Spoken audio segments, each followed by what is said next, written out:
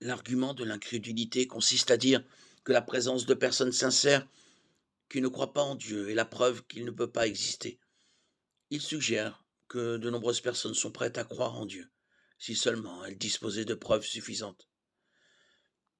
Le fait que ces personnes n'aient pas reçu de preuves suffisantes est considéré comme la démonstration qu'il n'y a pas de Dieu aimant pour en fournir, ou que ces preuves sont tout simplement inexistantes.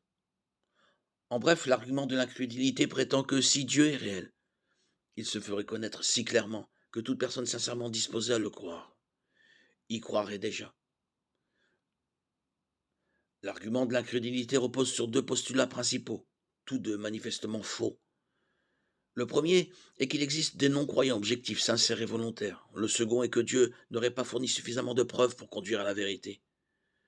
Il y en a également un troisième, quelque peu caché dans l'argument qui porte sur la question de savoir si Dieu est obligé ou non de respecter une norme minimale en matière de révélation.